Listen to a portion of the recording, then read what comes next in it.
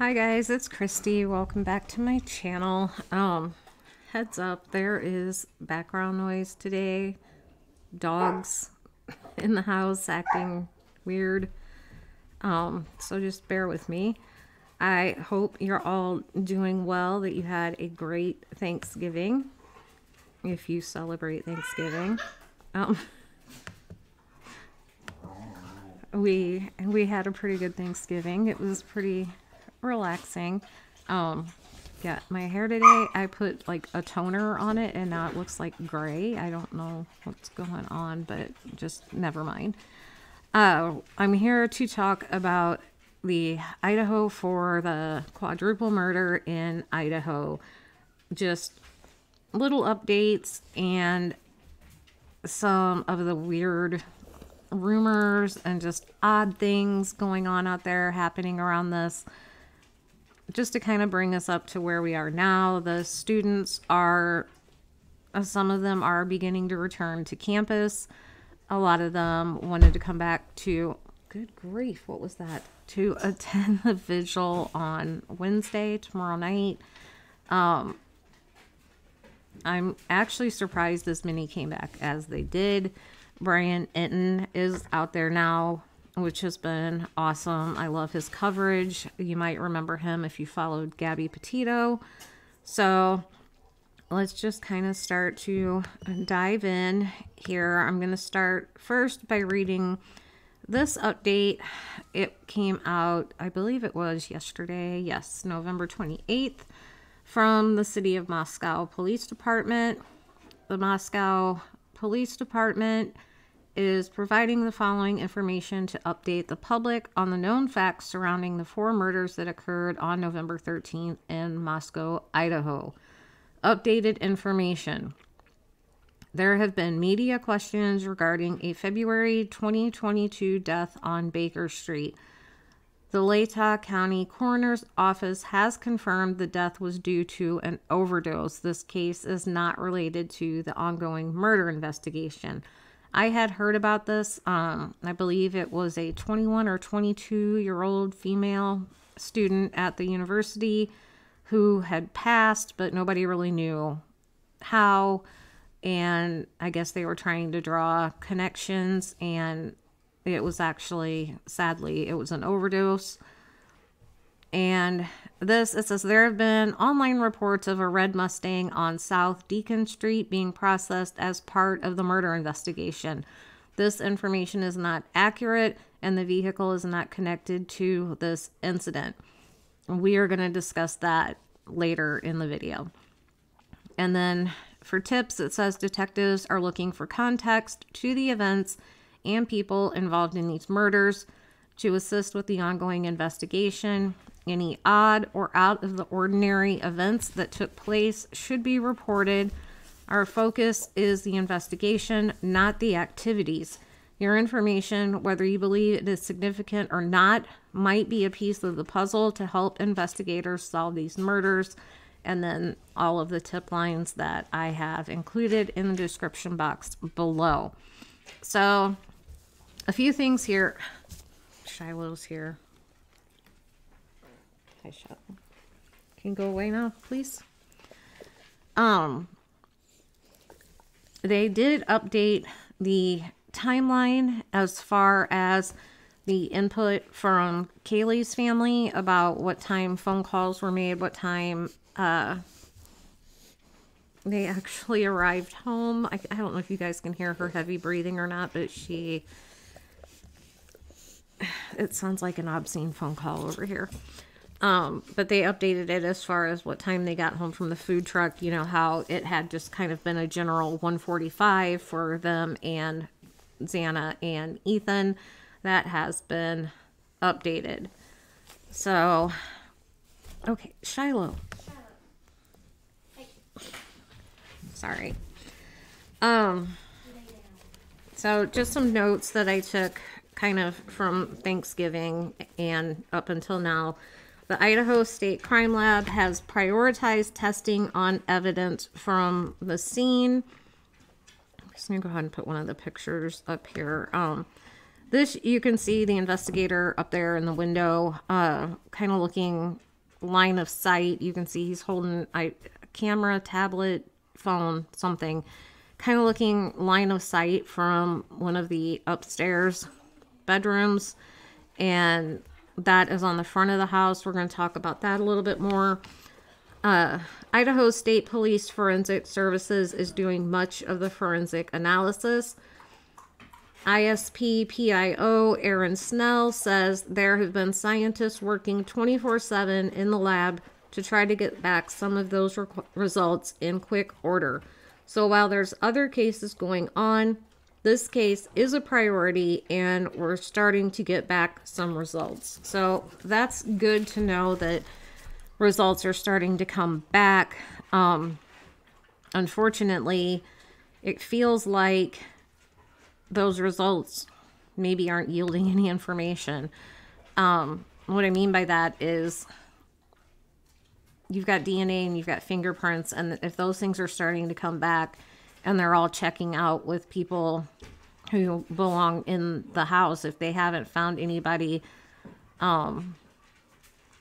unexpected, you know, that's discouraging. But also, a lot of this DNA and these fingerprints for you, if it's a college kid, well, anybody, if they're not in the system, if they're not like in CODIS, for example, they're not going to come back. So we may have a situation where we have unknown DNA, unknown fingerprints, but they're not in the system. So it's only going to help you once you get your suspect and you can compare.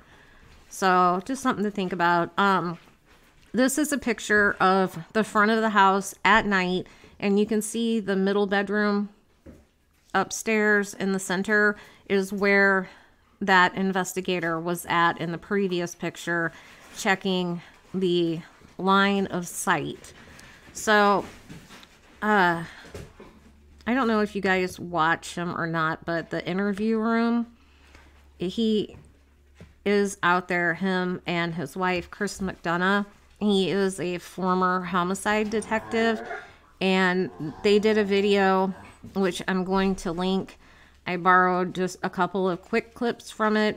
I'm going to link the video because I thought it was great and definitely worth a watch. He did one that I am going to show you clips from.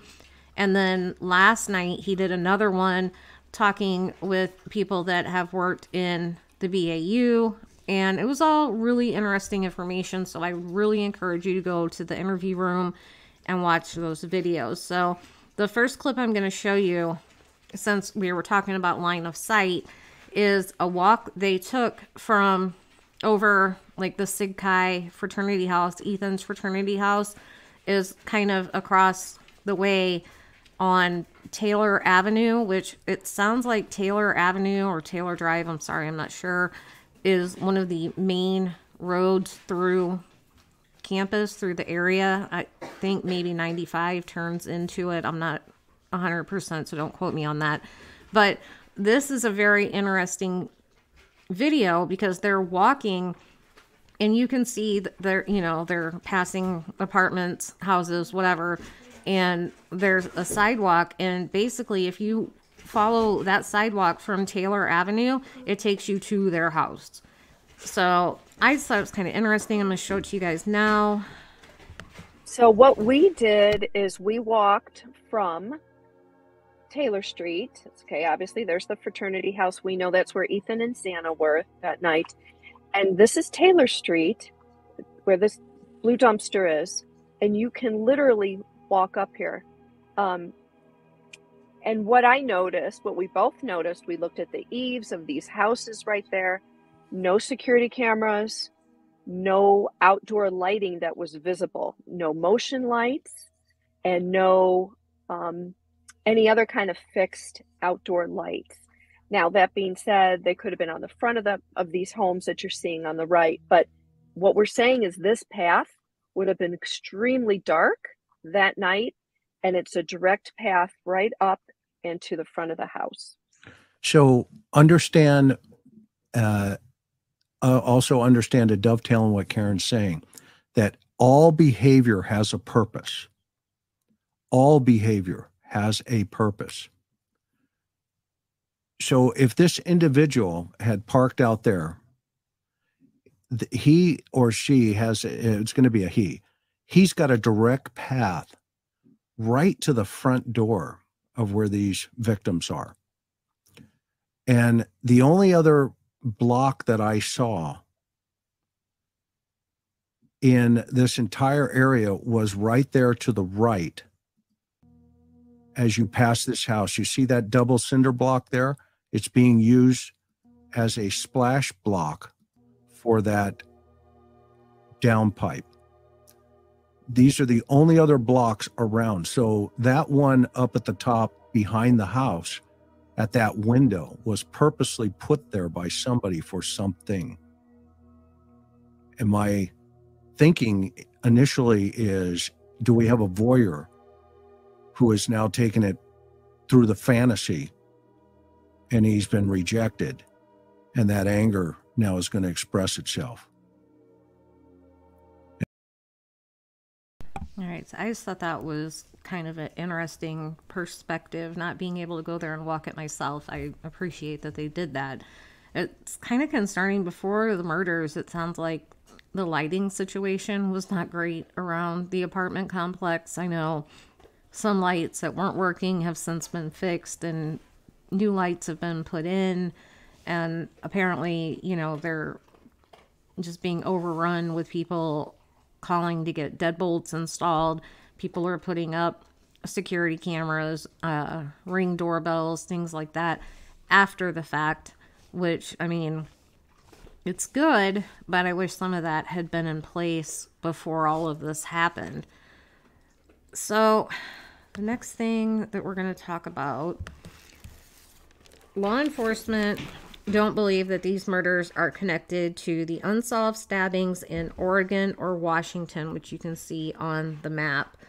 On August 13th, 2021, an intruder attacked a couple in their sleep around 3 a.m. in Oregon. Travis Juten, 26, fought back but succumbed to his injuries. His wife, Jamie Lynn, who is 26 now, survived 19 stab wounds. Shiloh, quit. On June 14th, 2020, Sandra Ladd, 71, was found dead in her bed in Washington. She had multiple stab wounds to her torso. The University of Idaho students and the Jutens in Oregon were attacked on the 13th of the month between 3 and 4 a.m. Ladd likely was killed on the 13th of June since she was found on the 14th. They were all in bed and they all suffered multiple stab wounds. In all three cases, no suspect has been identified and no weapons have been recovered. However, investigators say the Idaho attack was targeted and they are confident the three cases are unrelated based on evidence they've obtained so far. So it makes you wonder what evidence has got them to just so firmly rule out any connection, because it's interesting, you know, from like a serial killer situation perspective. They were all the 13th of a month. They were 2020, 2021, 2022. The first one was 1 victim. The second one was 2 victims. This was 4. But if they were just going for the girls and Ethan was a surprise because he didn't live there, or Kaylee was a surprise because she wasn't supposed to be there, this could have been 3. Third murder, 3 victims. So, you know, it's interesting when you think about it like that. You know, they were all killed the same way, in their beds, same time frame. I mean, we don't know for sure the time frame on Sandra, but, you know, it was during the night. the date, the time, they were in bed, multiple stab wounds, no suspect, no weapons, but they seem convinced that there is no connection. Kaylee's dad came out. He said that Moscow police believe that only one of the victims was targeted, but he did not say who the intended target was. So, investigators, they were there working on Thursday and Friday. This video, if you can see where I circle, I see a handprint on the window, and I'm hoping that they got that. That maybe the reason I can see it is because it was dusted, but you can clearly see that there was a handprint on the window. Let me play that again real quick. Hello. There we go. See right there in the circle. Very clear handprint. But they returned to the house Friday. They worked on Thanksgiving as well. They were seen all around. They returned to the house, collected several small bags of evidence, then met with the Latah County prosecutor at police headquarters after sundown. PIO Snell says there was nothing significant about the late meeting, saying that investigators have been routinely putting in long hours. The DA has been present throughout as a resource. We continue to work after hours. The DA has been here daily. In the late afternoon Friday, police and members of the FBI, including the BAU, first looked outside and walked up the hill behind the home. Next, they came back down and were seen putting on protective covers over their shoes and returning inside the home, which had been untouched for days. They were seen searching an upstairs bedroom, which I showed you, and looking just inside the front door, which you can see here, and on the bottom floor.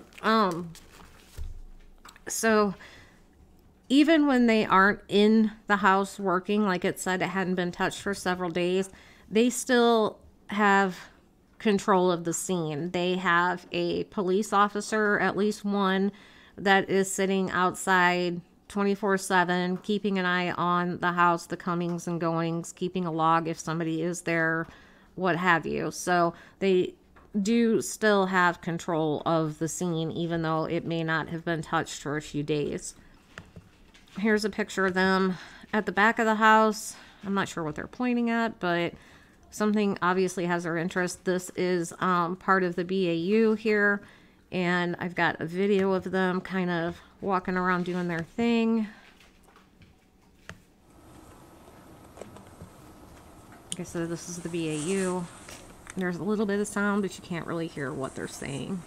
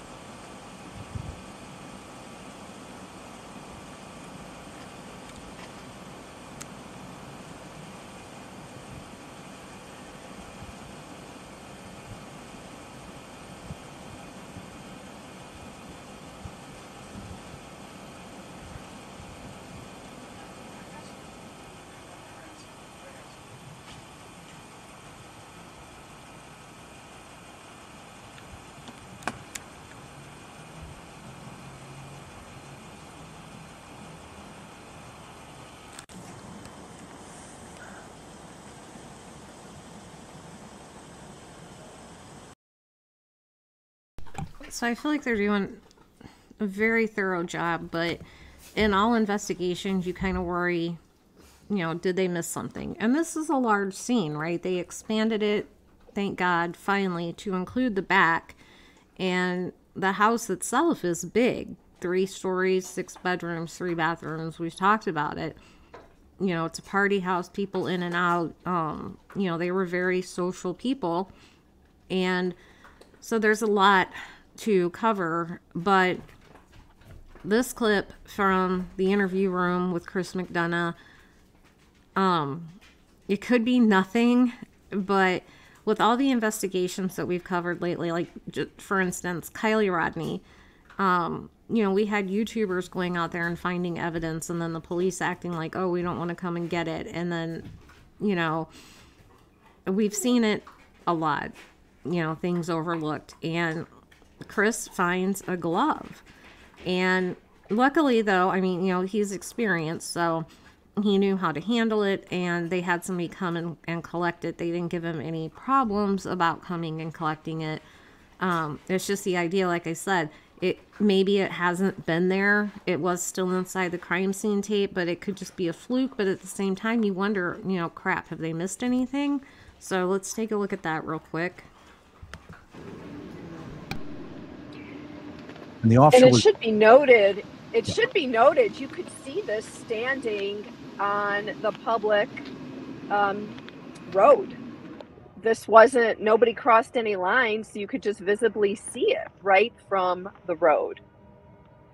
Yeah, and so a couple thoughts come to mind.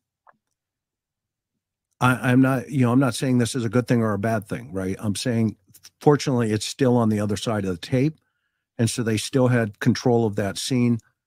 The officer that was there, obviously, they didn't know about it because he came over and photographed it, and he talked to the head evidence tech, and immediately, later they'd come out and got it. So here's the question: is this from the night? Is it random, i.e., somebody missed the trash can and they were walking by and they threw it in, missed the trash can? Is the suspect taunting the authorities by, placing something like this, hypothetically? Either way, there's a glove, and it was collected after I brought it to their attention, and we had a great chat, and the guy asked me, some things, and I, shared essentially my bio, and he went, "Thank you." I said, "There you go." So you'll see it here a little bit clearer. I did not touch it. I brought it clearly. There it is to the left.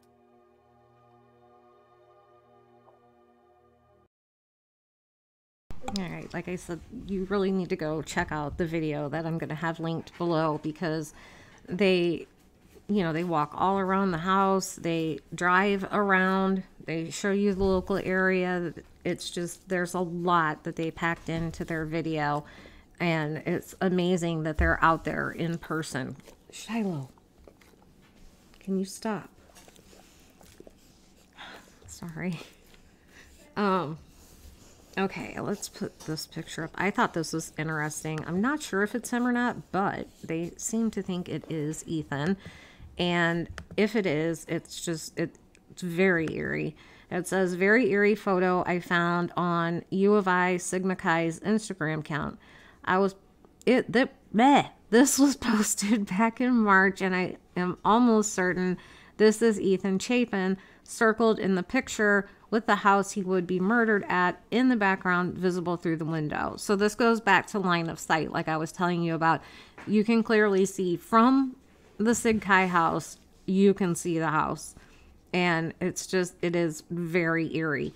But why I have Ethan up here is because I just want to make sure that everybody realizes we can't rule out that Xana and Ethan could have been targeted, one or both of them, right? I mean, we keep hearing about Kaylee and Maddie, and maybe it was one of them, but we can't rule out Xana and Ethan entirely. And one thing I think is interesting is going back to the presser when he said about submitting photos and videos. And the chief said sometimes what isn't shown is just as important as what is. And that can go for the investigation too, like what they give us and what they don't give us. You follow me? So think about it. We know so much about Maddie and Kaylee's night leading up to the attack. We don't know that much about Xana and Ethan. We know that they went to a Sigma Chi party, and they say 8 to 9. And like I said, was that they were there from 8 to 9, or did they get there from 8 to 9? Her dad said that he talked to Xana at midnight and she was at home with Ethan, but law enforcement's timeline says they got home at 1:45. So there are big gaps in there of where were they, what were they doing. Did something happen at the Sig Chi party? Now, I've heard, I can't confirm it, but I've heard rumors that police were called to that party that night, but I can't find out why. So, was there a fight? Was there something going on? Did something make them uncomfortable? And maybe that's why they left after an hour? Was there somebody there that they were having an issue with? You know, something like that. Maybe they did only stay an hour, but why did they leave? And if there was a fight, what was the fight about? Did that have anything to do with them leaving? Or did it involve them in some way? So, like I said, you can't just focus on the ones that we know so much about and rule these two out entirely. We know that they had been dating since spring semester. So who were they dating before that? And, you know, how were those breakups? You know, were they on good terms? Did somebody still have feelings? Like did Ethan's ex or Xana's ex still have feelings for them? And now maybe they, you know, are targeting, let's say somebody wanted to date Xana. I talked about this in one of my previous videos. You can go back and look about different angles of why each person may have been targeted. And jealousy was one that I had for Ethan and Xana. If there was a guy out there that wanted to be with Xana and he looks at Ethan and he's like, what does this guy have that I don't have? He may have finally just reached that point that he's like, I'm just going to take him out completely. And maybe he was pissed off at Ethan and Xana for being together. Like, he's mad at him because she chose him, and he's mad at her because she chose him. So, like I said, we can't just rule them out as collateral damage. They very well may be, and we're going to kind of talk about that later. But like I said, don't discount the fact that it's just a given that Maddie or Kaylee was the target, because it very well could have been Xana or Ethan. Now, some weird things around Ethan. We're going to go back. So, you remember all the Jacks, right? And there's Jack K, Jack Katovich. He, I believe, is a fraternity brother of Ethan. And these are some of their Venmo transactions from that day. And Jack K is also the first one that donated to Ethan's GoFundMe that Sigma Chi had set up after the attack. And this is just some of the wild speculation that flies around the interwebs. His donation is $6. And yeah, that's a weird amount, right? Not 5, not 10, 6. And some people have gone so far as to speculate it's $1 a head. There were 6 people in the house. It was $1 for each person. I mean, maybe, but yeah. But to dive into that rabbit hole a little deeper and get a little weirder, Jack has a sister, and her name is Liz. Now, this Molly Gray paid Jack K's sister Liz on November 12th at 3:45 p.m. Now, remember, they were killed at 3:30, between 3 and 4 in the morning of the 13th. The note on the payment, what it was for, was 3:30 a.m. So, I mean, this is almost like the Debbie Collier Venmo message that makes no sense. Why are you going to pay somebody at 3:45 p.m.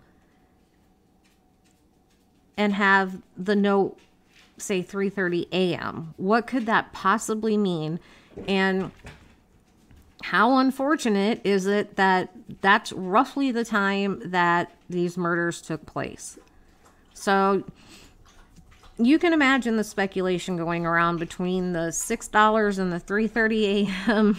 Venmos. And I'll admit, it's weird. I can't make heads or tails of it. I don't know what it means, but at the very least, it's odd. And like I said, it's unfortunate if this means something entirely unconnected and innocent. But yeah, it's out there, so I wanted to bring it to you. Now, when we're talking about who could have been targeted, Ethan, Xana, Maddie, Kaylee, any one of the four. And we know there was a rumor out there that Kaylee had a stalker, and they haven't been able to corroborate that. And I told you in my previous video that Kaylee was a true crimer, just like us. She was very aware of her surroundings and what was going on. And I had said, I feel like if it was someone and she saw them, she would have taken a picture. She would have given somebody a description, something. You know, if she had known who it was, she would have given the name to somebody. But she didn't. And then I'm watching my friend Gisela the other day, and she had this amazing segment in her video, and I immediately emailed her, and I'm like, gee, can I use this in my video? She said, sure. So we're going to take a look at it. And like she says in her video, take it with a huge grain of salt, but digital stalking is a thing. These girls were so active on social media, Instagram, VSCO, TikTok, you know. I mean, there's, of course, speculation out there that maybe they had an OnlyFans. I haven't confirmed that. I don't know. Honestly, I don't care. But they could have been being digitally stalked by any number of people through their social media. So maybe she thought she had a stalker digitally. Digitally? My mouth is not working today. And what G did was look at Google Trends, and it's really interesting. But like I said, take it with a grain of salt. But I thought, since I thought it was so interesting, maybe you would too. So here is a video from my friend Gisela at Grizzly True Crime. If you are not subscribed over there, run over there right now and do it. She just reached 80K, and we're trying to get her to 100 before the end of the year, which would be so cool. I mean, if I could get to 2,000 by the end of the year, I would be thrilled. And she's got 80K, so I'm super proud of her. Go over there, subscribe, leave a chicken, and tell her this country girl's life sent you. So here is G. Now, please take this with a giant grain of salt. But last time, in the episode that I presented to you, we looked at people saying that Maddie's name was searched 10 times on November 7th. So then, you know, myself and one of the Grizzlies who emailed me started looking more into these Google Trends and really how many times each victim's name was Googled, as well as how many times the home was Googled. What I've got here is a custom date range that I've set. You can see it up there, which is from June 5th until November 12th. The reason I've done that is because all these increments, the numbers 25, 50, 75, and 100, that's not how many times, it's just a unit measurement. So if I include let's say up to November 14th, a day after the murder, and the day when this case really hit the news, and there were massive amounts of searches for all 4 victims' names and stuff like that, then it would put, let's say, November 14th at the 100 level, right? And then it makes it more difficult to see all these other levels of searches leading up to the murders. So I've set it from June 5th all the way up to November 12th, the day before the murders. You can do this yourself as well. I will put the Google Trends link below for you. Go and have a look. What you can do is type in, so I typed in there, Maddie Mogen, Idaho. You can also just type in Maddie Mogen, Madison Mogen, and a whole different variety of names here. You could switch it up and it will give you all kinds of different results, which is why I say take it with a grain of salt. They're kind of similar results because, of course, you're looking at a person. So if you said Madison Mogen, Idaho, or just Madison Mogen, it's going to be similar results, but there's actually so many variables to look at with this, and you can chop and change things and compare things so many times that this is just, as I say, a brief overview and a speculation, if you will, that maybe somebody could have digitally stalked the victims beforehand. Maybe they knew them, maybe they were obsessed with 1, 3, maybe all 4 of them at some point. But let's just have a look at maybe who was Googled the most. Of course, that doesn't also have to mean it comes from one person. If you scroll down, you can see even the interest for Maddie Mogen, Idaho is from various places: New York, Idaho, Maine, Louisiana, Iowa. Of course, all these girls had Instagram accounts, TikTok accounts, Snapchat, social media, and everything. So you just don't know really who's behind the screens.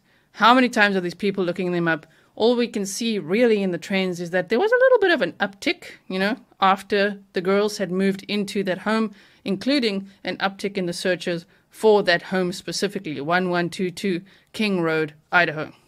Bethany, in all the searches I've done, has no searches.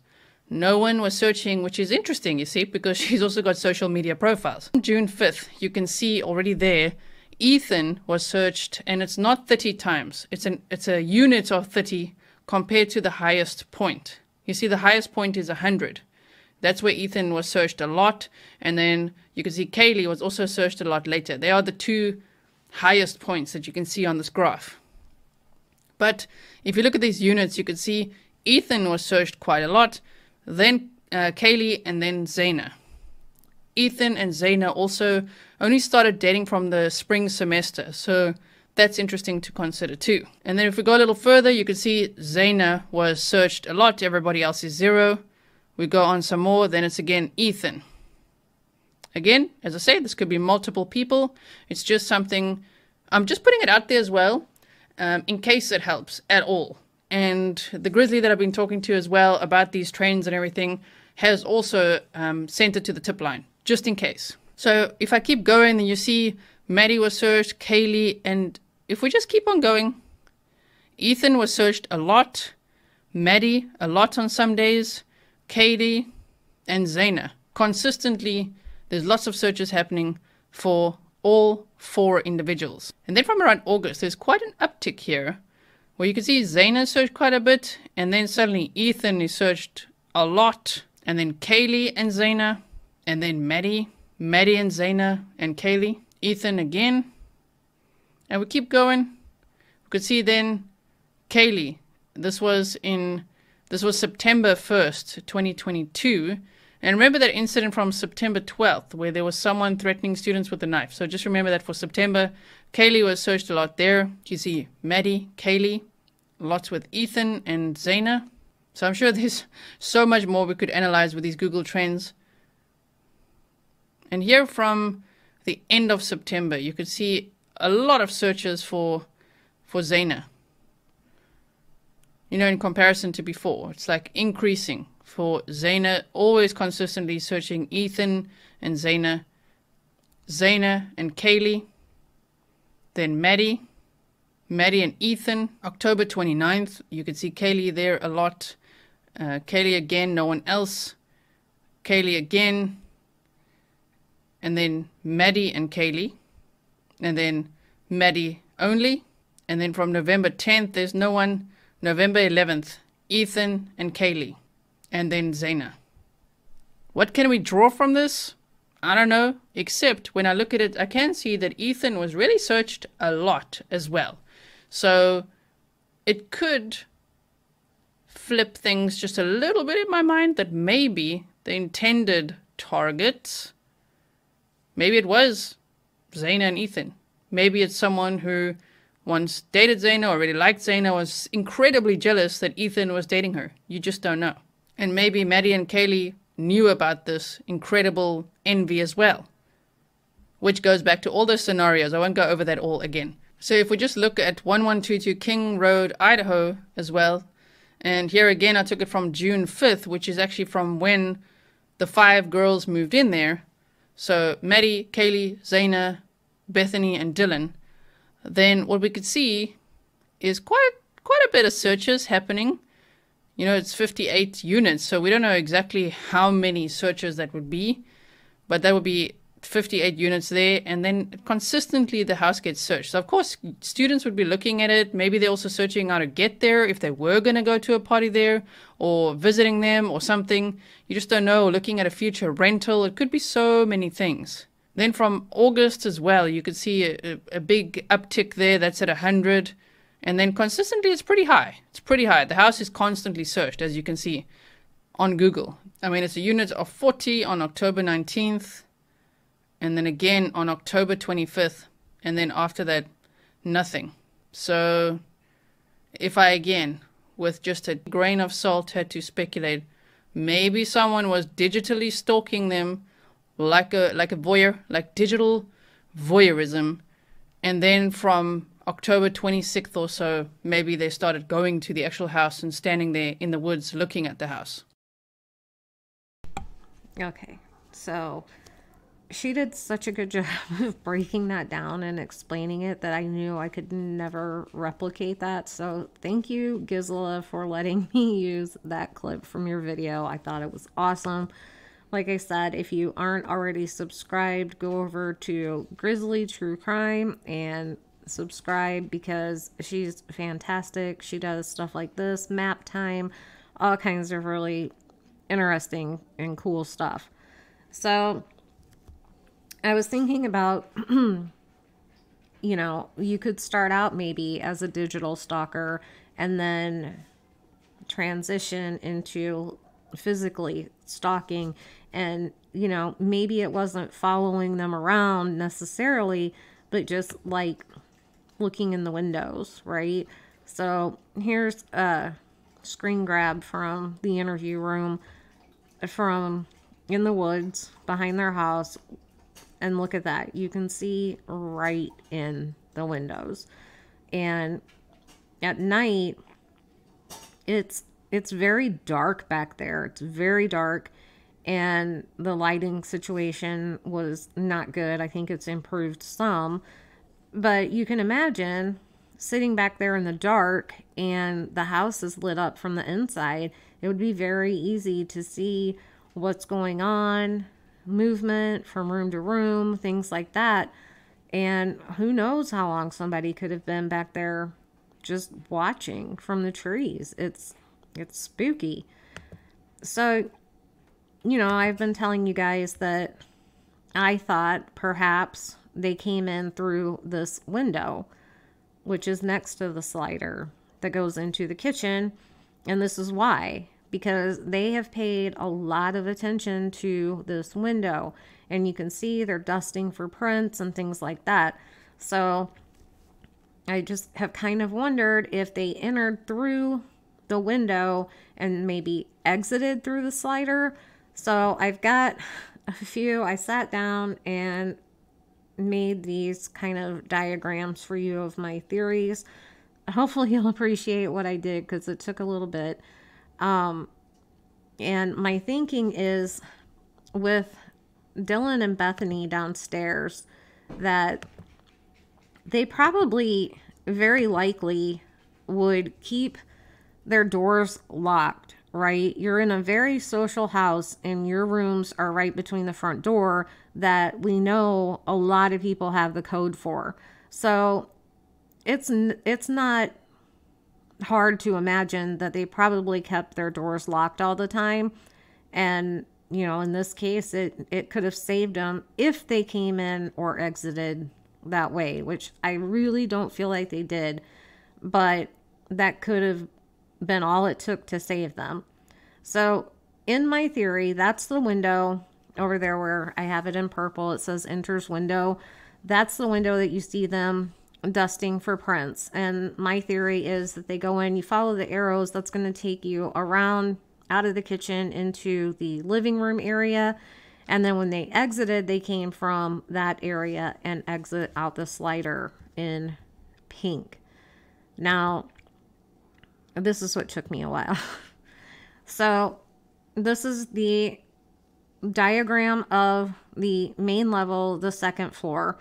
I have Xana and Ethan's room in that kind of blue colored box over there. And the staircase where the purple arrows are, those are the stairs going to the second and third floor. So my thinking, if Kaylee or Maddie were the target, they enter the back window and they think, okay, super easy, right? You just go in, follow the purple arrows, go right around and straight up the stairs. They're not even going to have to go anywhere near Xana and Ethan's room, as you can see. And then their exit strategy probably was come back down, go back around, and instead of climbing back out the window, they're just like, I'll open the slider and walk out, right? But the reason I have this arrow in blue is I have it up there. Ethan, question mark. Did Ethan, or it could have been Xana, hear them walk out towards the kitchen area and kind of intercept the killer? And that's why there was a struggle. Maybe if it was the upstairs two that were the target, it would have been very easy for Xana and Ethan to have survived because the killer wouldn't have gone anywhere near their room. But I feel like if Ethan and Xana weren't the target, one of them heard something, walked out, and like I said, intercepted the killer. Fight ensues, and they end up losing their life. And we know that Xana had defensive wounds, so it could have been her. I still feel like it was Ethan because we keep hearing Ethan was found outside of the bedroom, which is kind of where I have his name up there. I figure that might be where he was found. And Xana probably heard that struggle and got up, and she started trying to fight off the killer, maybe as he was attacking Ethan. Or it could be vice versa. Xana was fighting him. Ethan got up to fight him off of Xana. So that was just my idea on the possible scenario. And then for the exit scenarios, if they exited the slider, I've got the arrows pointing out and then up to where I had showed you previously. You could see that car park. That's the back lot there. And then this is just kind of your outside view. They could have exited the slider and gone any number of ways, but I just highlighted two of the possible paths that they could have taken. And why I feel so strongly about exiting the back of the house is because law enforcement has paid so much attention to the back of the house. And maybe it's just seeing what the killer could have seen, excuse me, from that vantage point. But I also feel like, you know, I had in my previous video that they had Indiana state troopers, I believe, running towards them, different paths to take out from like the slider up. So I feel like they feel like the back of the house is probably the entry point as well. I have a video here. This was taken, it was on Twitter. It's just a screen recording of it, so you'll see the comments. So sorry for that. But when Brian Enton got to Idaho, he went to the house and did a video, and it's nighttime. And I really want to show you this video just so you can get an idea of exactly how freaking dark it is there and how much cover it would give the killer. I mean, it would be so easy to hide And then if they're wearing dark clothing or camo or something like that, it would be so easy. So easy. So let's take a look at Brian Enton's video from the day he got there. Hey everybody, I just wanted to get on here real quick, just let you guys know that we made it to Moscow a little bit later than we expected, just because our flight was delayed and stuff. But this is the house where the murders happened, where the 4 University of Idaho students were murdered. It's been 2 weeks now. 2 weeks, I guess now a little over 2 weeks. But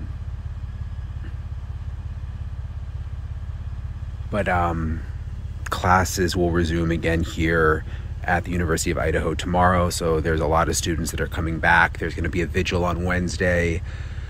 I was actually next to a mom on one of my flights today, and her daughter was also on the flight, and she goes to school here, and it was interesting talking to them. Just there's a lot of, obviously, people really panicked and concerned and debating whether they want to come back to school with the killer, still on the run. So parents are sort of having to make those decisions. A lot of, the students want to be at the vigil this week. But a lot of parents are really nervous. So there's obviously a lot of extra security here, more police presence. Some of the sororities have hired private security. So this is still a crime scene. There's crime scene tape. There looks like there's at least one police officer out here right now watching the house. Besides that, though, it's like really, really quiet out here.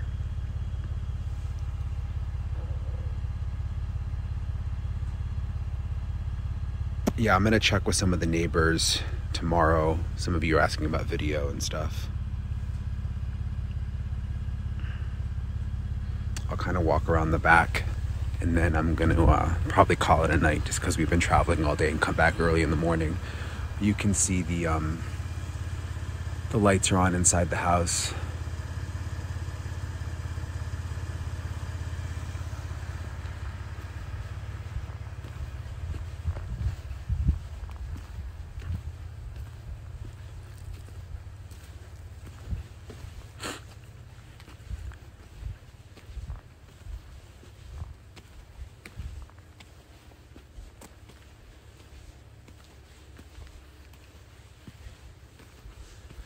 It's really quiet out here. Yeah, no, there's no other media around, but it's also like the middle of the night, so this is the back porch.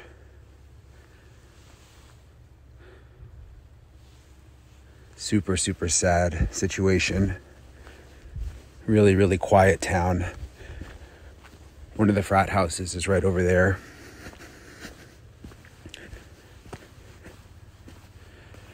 So we'll have a bunch more coverage tomorrow on News Nation. We're going to hit the ground running early tomorrow morning. So like I said, I'll probably call it a night for now, but I'll get back with you guys in the morning. Yeah, News Nation has been on top of it since the beginning. I just haven't been here just because I had some other commitments and stuff. So this is my first time here. But really hoping that this week they'll make some progress on the investigation, just because there hasn't really been any significant updates. So sorry if I sound cold. You guys know I'm a Florida guy, so it's like really cold here. Yeah, people are scared, I can tell you that. I mean, obviously, it's a small town. Stuff like this doesn't happen here, and there's this, there's a murderer on the loose, so.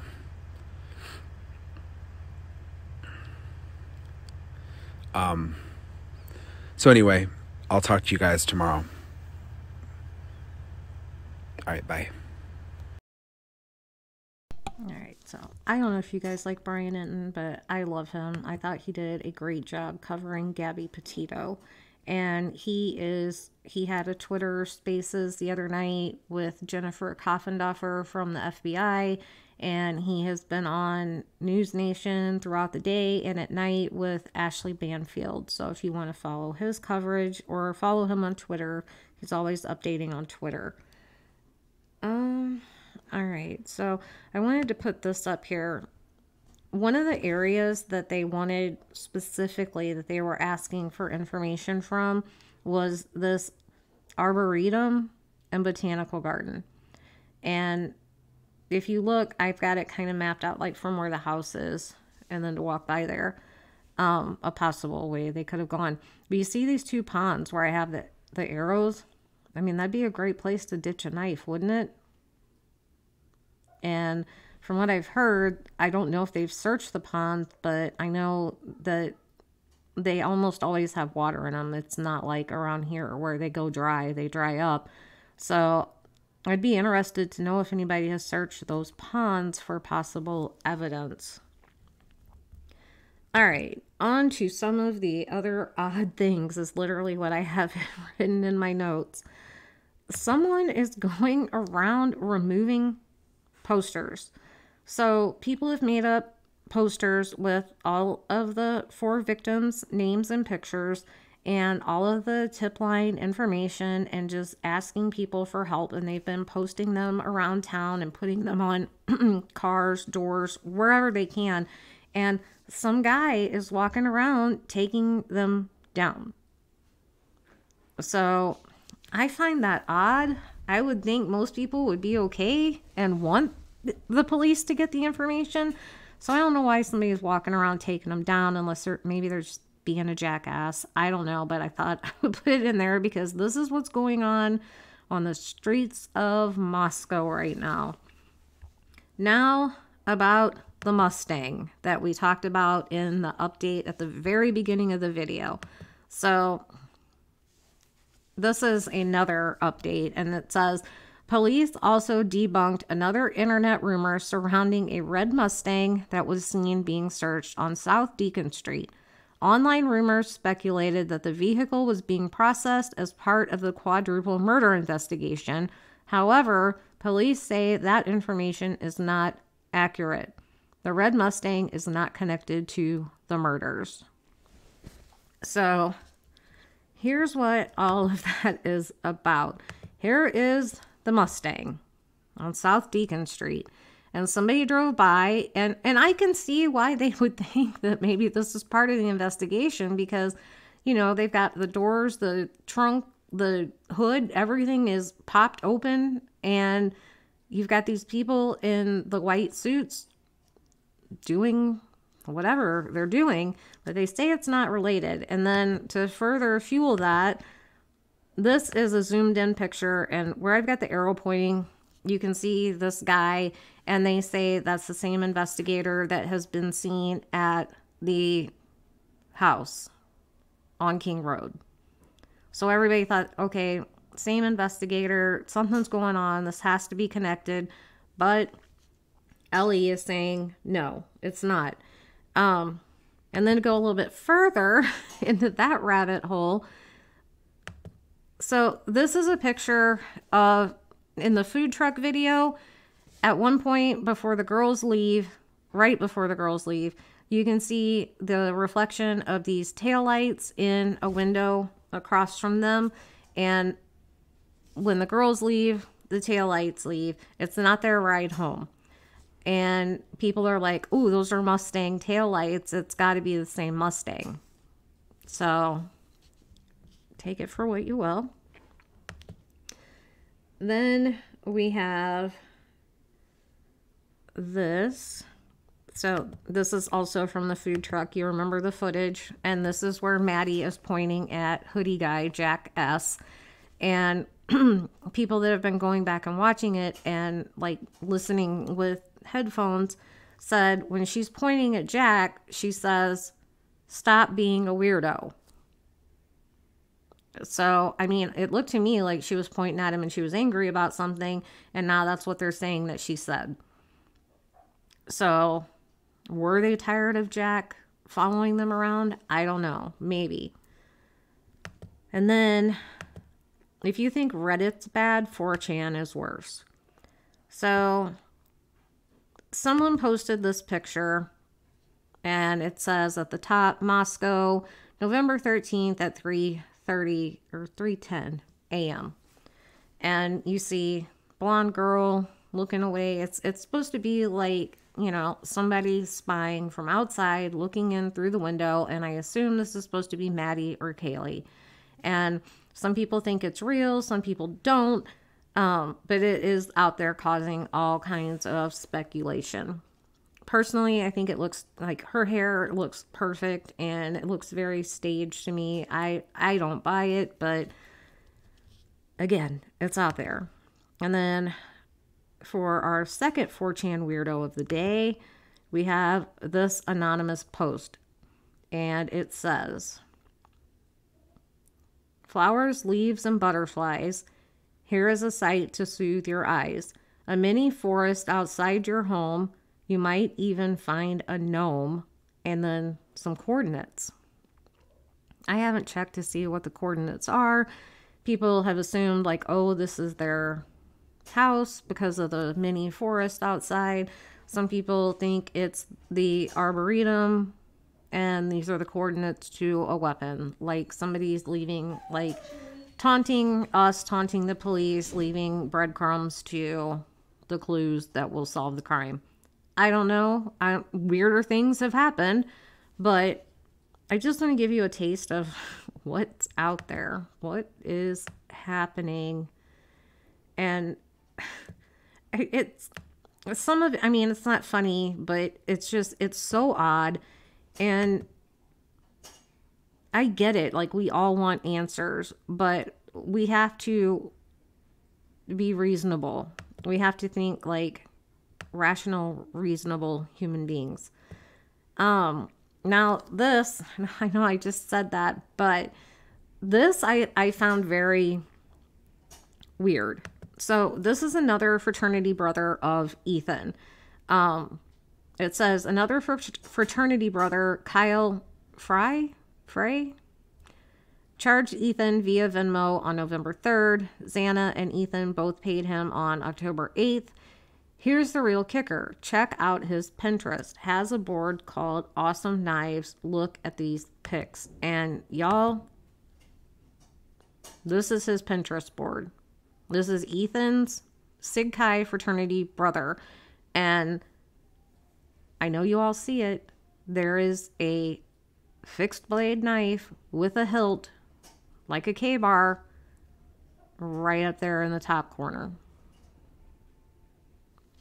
Could be a coincidence. Could be another one of those unfortunate coinky-dinks, but I don't know, y'all.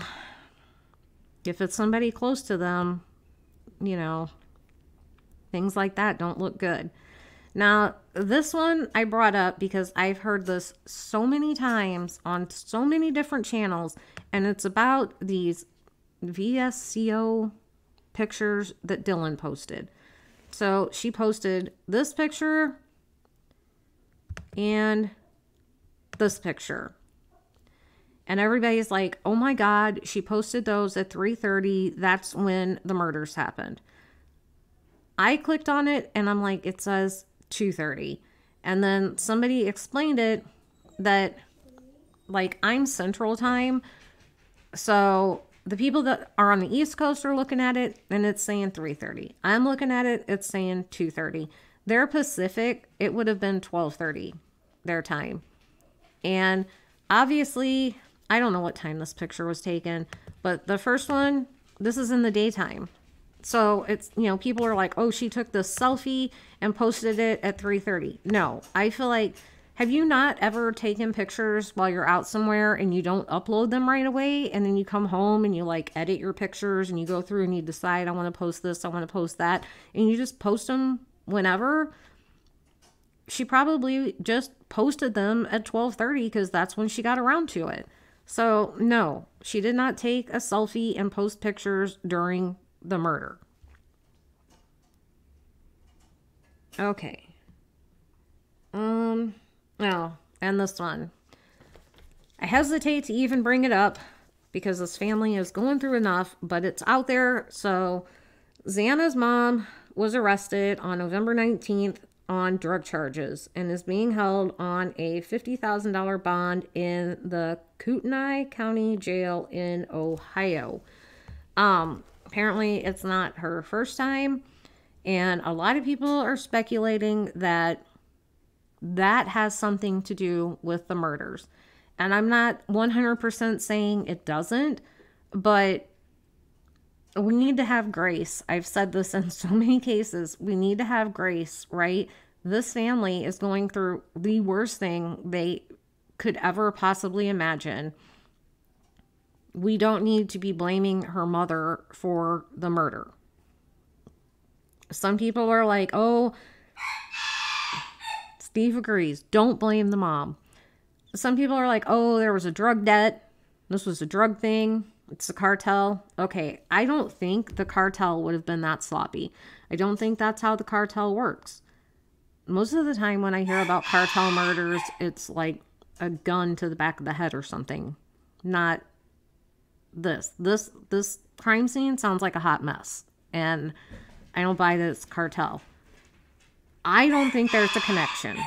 I really don't. I could be completely wrong, and it won't be the first time and it won't be the last time, but I'm just saying, until something is confirmed, can we please give this woman grace and not blame whatever is going on in her life that got her arrested for these drug charges? Let's not try to pile onto that and blame her for her daughter and the other 3 getting murdered. Okay? So now we're going to talk about these 911 call scenarios. So first I'm going to read you, this came out right before I started recording, the dad, Kaylee's dad. Now he had given an interview before and talked about how he had things that he wanted to say that he had found out like independently. And we know that Kaylee's sister is the one that found like the food truck video, and they are the ones that got the phone records and things like that. They have done a lot. And basically the law enforcement has told him not to say anything. So he's like, okay, I'm just going to hold my tongue. But apparently today he came out. It says, father of slain University of Ohio student Kaylee Gonsalves said in an interview Tuesday that the initial 911 call may have come in as an unconscious person report because his daughter wasn't answering her phone. I know the girls reached out via text and calling, so I can only assume by the phones being ignored, knowing how my daughter is not going to ignore calls and texting. Steve Gonsalves told Good Morning America. He also disclosed publicly for the first time that his daughter and her best friend, Madison Mogan, used a sorority designated driver service to get them from the grub truck downtown to their home at about 1:56 a.m. the day of the massacre. Police previously said the women had used a private party driver, so that clears that up. It was a sorority DD service, which, like I told you before, a lot of times the Greek system, they'll have like pledge drivers. If you're pledging the frat or the sorority, you are the DD for the members. Could have been something like that. Okay, we know that. A 911 call came in at 11:58 a.m. requesting aid for an unconscious person, which was placed on one of the surviving roommates' phones, according to police. The coroner said the victims were ambushed in their sleep and each stabbed multiple times. Given the amount of blood at the scene, the initial report of an unconscious person has baffled many in the community. Gonsalves said he was first informed of his daughter and Mogan's deaths by family on campus, not police.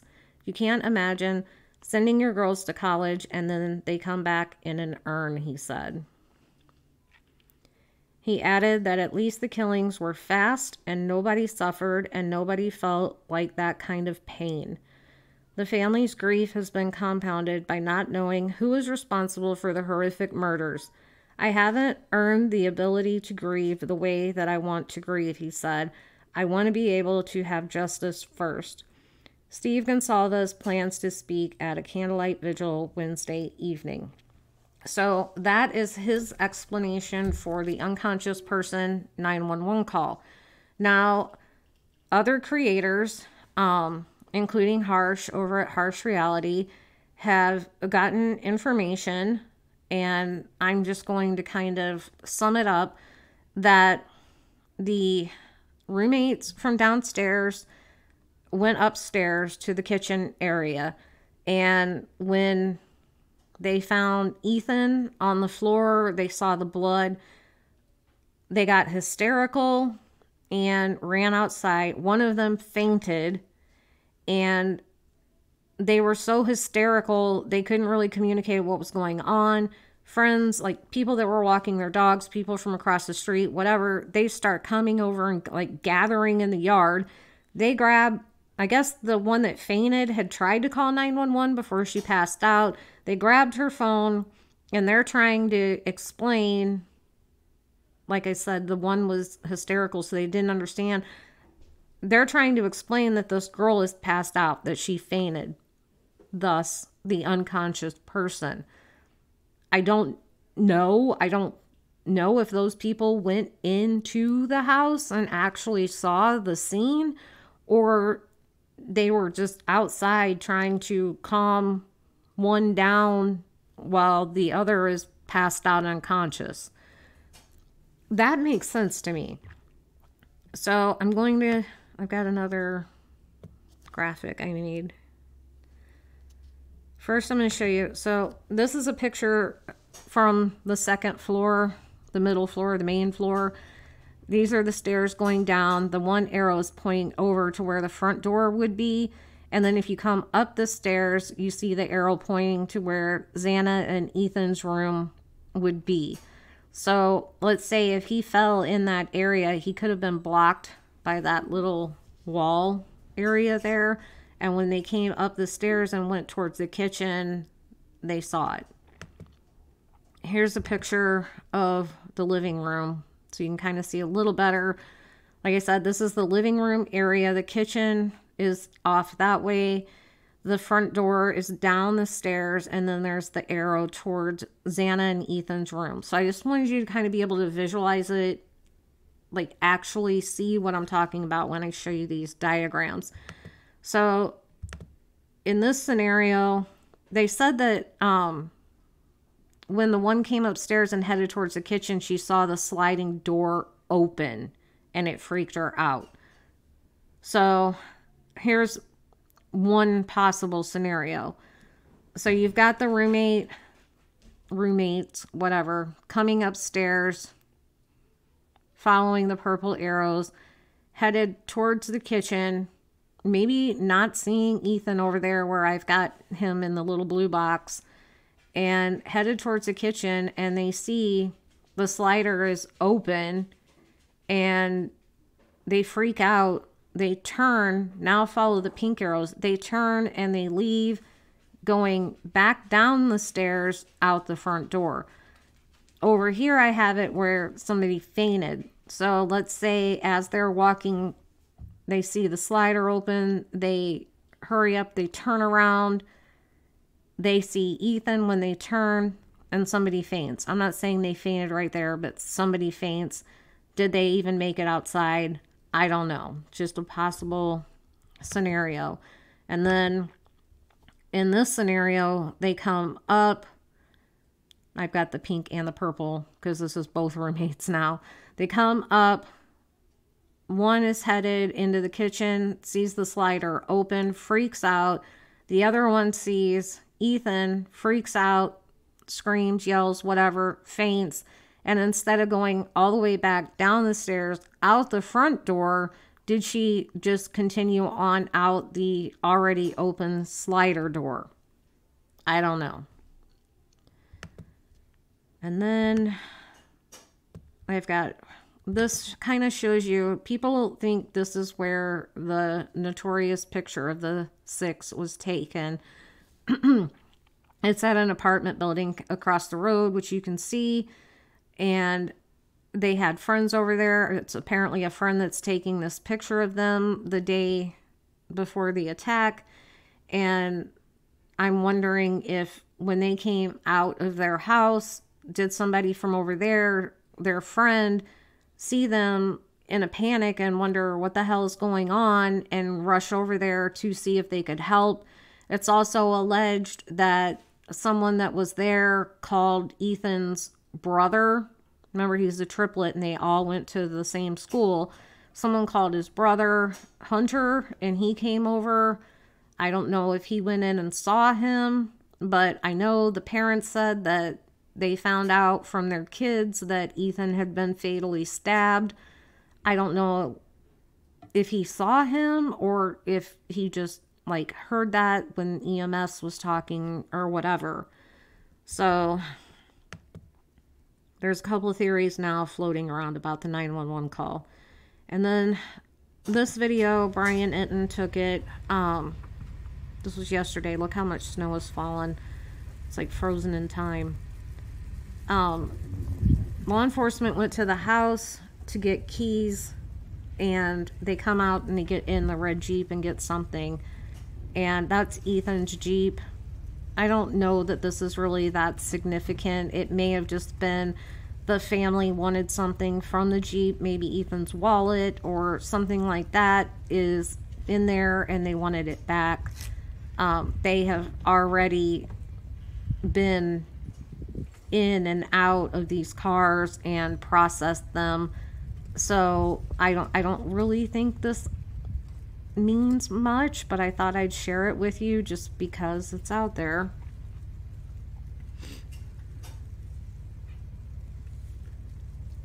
I'm kind of surprised that they don't have all the keys already, that they had to go in the house to retrieve them.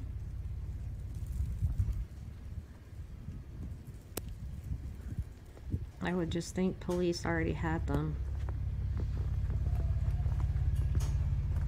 I don't know if you guys can hear that, but the wind is crazy right now.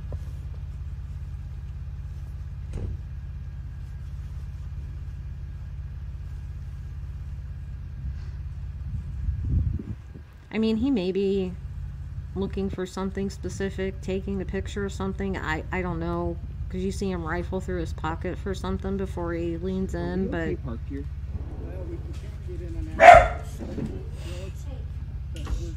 Like I said, I don't think it really amounted to much. Thank you. So we should be okay from right here? Yeah. Like I was telling you, I'm concerned when the college kids start coming home. All right. So that kind of catches us up to today.